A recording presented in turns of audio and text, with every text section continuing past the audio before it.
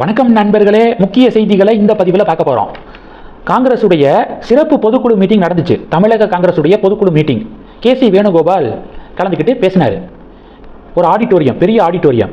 கேசி வேணுகோபால் பேசி முடித்த உடனேயே அந்த ஆடிட்டோரியத்தில் இருந்த பாதி பேர் கிளம்ப ஆரம்பிச்சிட்டாங்க.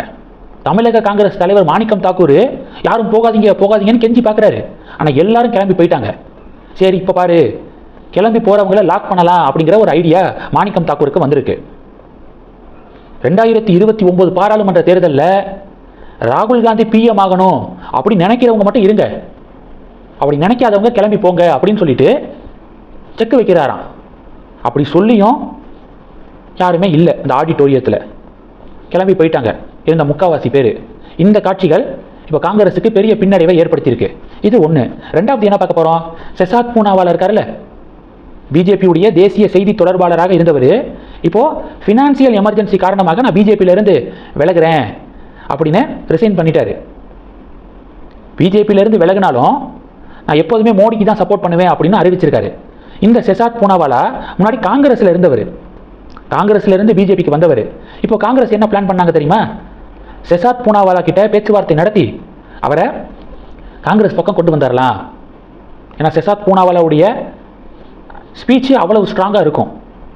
நேஷனல் மீடியாக்களில் புள்ளி விவரத்தோட எதிரில் உட்காந்துருக்கிறவங்கள மடக்கிடுவார். அவ்வளவு முக்கியமான ஒரு நபர்.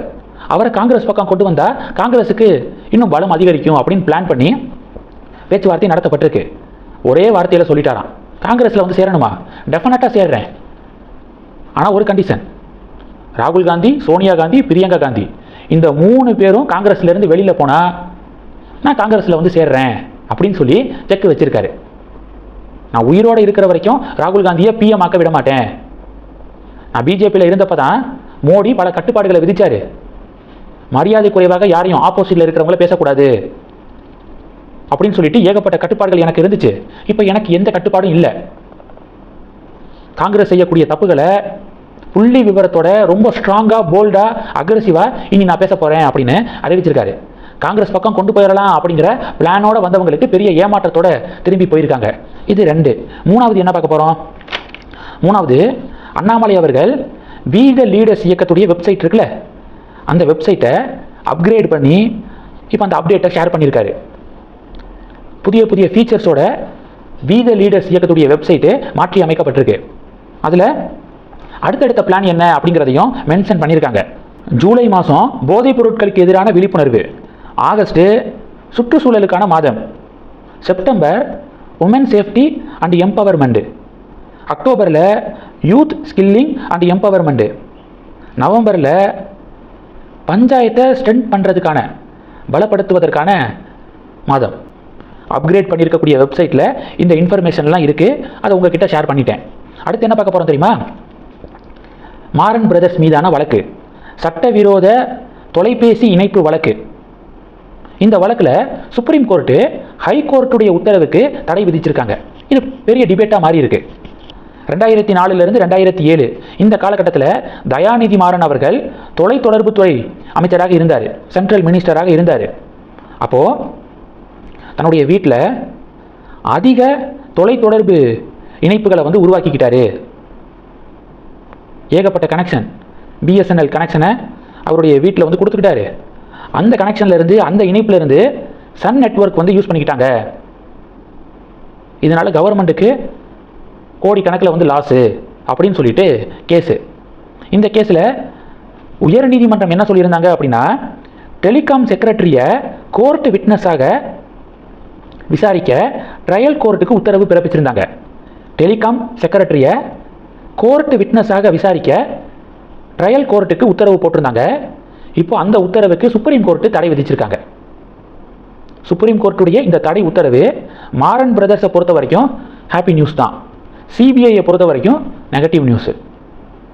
வெயிட் பண்ணி பார்க்கலாம் இந்த கேஸ் எப்படி நகருது அப்படிங்கிறத. கடைசி டாபிக் என்ன பார்க்க போகிறோம்?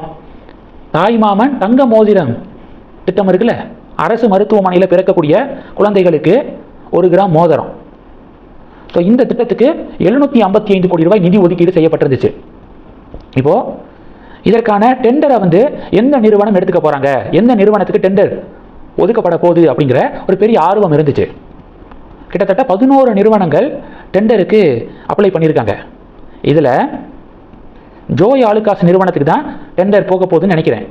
ஏன்னா ஒரு பைசாவில் ஒரு மோதிரத்துக்கு செய்கூலி சேதாரம், அடுத்து ஹால்மார்க்கு சீல் வைக்கிறது, டிரான்ஸ்போர்ட்டேஷனு, எல்லாத்துக்கும் எங்களுக்கு ஒரு மோதிரத்துக்கு இன்சூரன்ஸு, பேக்கிங்கு, எல்லாத்துக்கும் ஒரு மோதிரத்துக்கு எங்களுக்கு ஒரு பைசா போதும்.